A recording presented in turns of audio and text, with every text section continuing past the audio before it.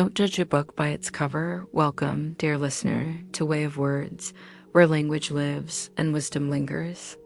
Tonight's phrase is a reminder, soft yet firm, simple yet profound. Don't judge a book by its cover. It tells us that the surface deceives, that worth lies beyond first glance, and that true beauty and meaning dwell deeper than appearances.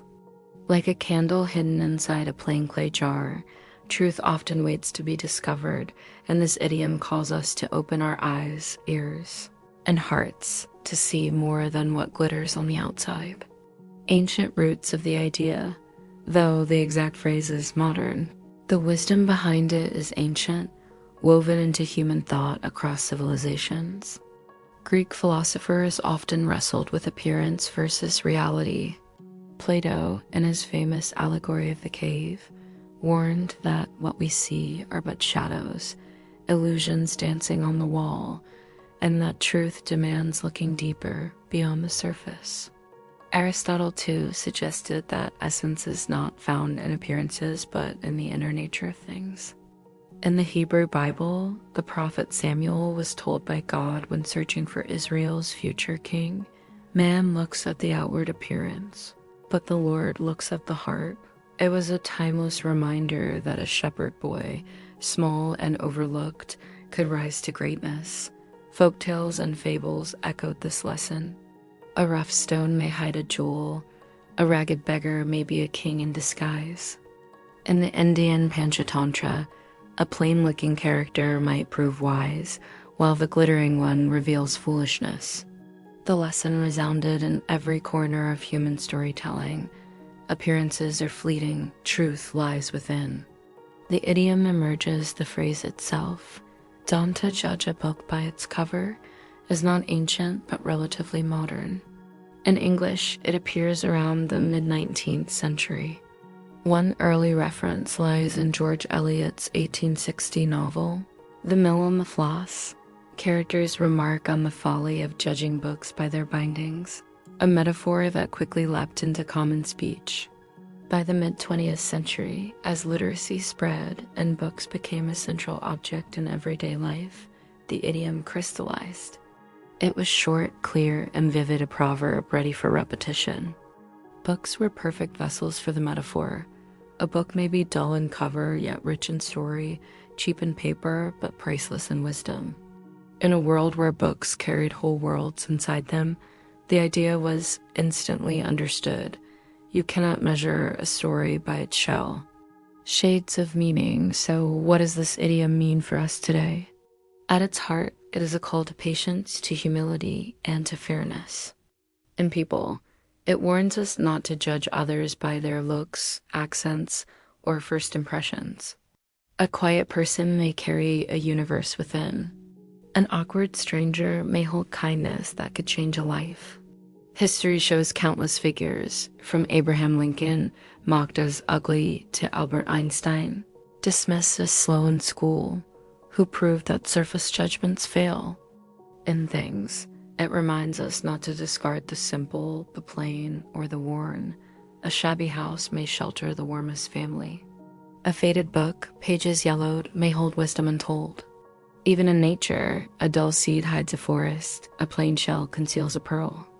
In life, it teaches us that meaning and value unfold slowly.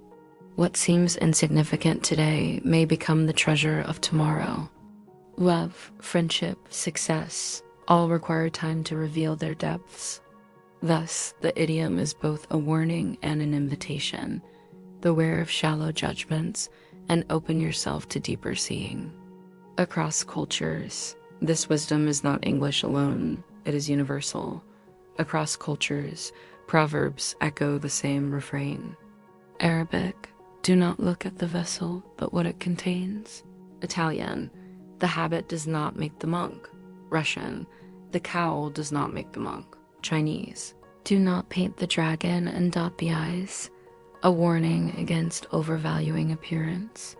Japanese, don't judge a man until you have walked 1,000 miles in his shoes. Spanish, even if the monkey wears silk, it is still a monkey, a reminder that clothes don't change essence. Though the imagery differs, monks, vessels, monkeys, or dragons, the heartbeat of the lesson is the same. Value lies beneath, not upon the surface. Modern life today, the idiom feels more urgent than ever. We live in a world of covers.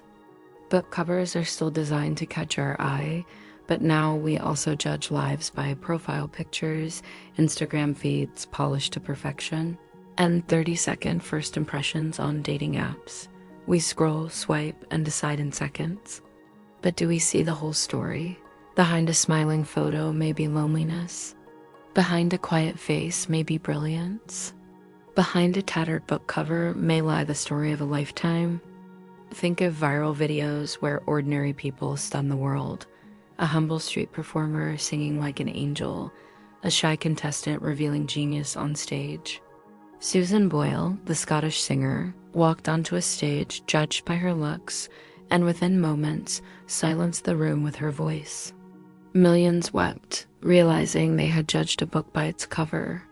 This proverb challenges us: slow down, look deeper, resist the temptation of glitter, and remember that truth takes time to reveal itself. Why the idiom endures? Why does dawn to judge a book by its cover still resonate in every age? Because it speaks to a shared human weakness, our instinct to judge quickly, to prefer the shiny, to overlook the hidden. From the classroom to the boardroom, from friendship to politics, we are tempted to trust appearances. But the phrase also offers hope. It whispers, even if you are overlooked, your worth remains. Even if you are underestimated, your value will shine in time. The idiom endures because it is both warning and promise, a caution to be fair and a comfort that truth will outlast illusion. Reflection. And so, dear listener, as we close tonight's reflection, remember this. Don't judge a book by its cover, for the story may be greater than you imagine. The plainest vessel may hold the richest wine, the roughest stone may hide a diamond, and the quietest soul may carry galaxies within. This has been Way of Words, where language lives and wisdom lingers. If tonight's wisdom has inspired you, be sure to like, share, and subscribe, and join us next time as we uncover more idioms, poetry, and timeless sayings.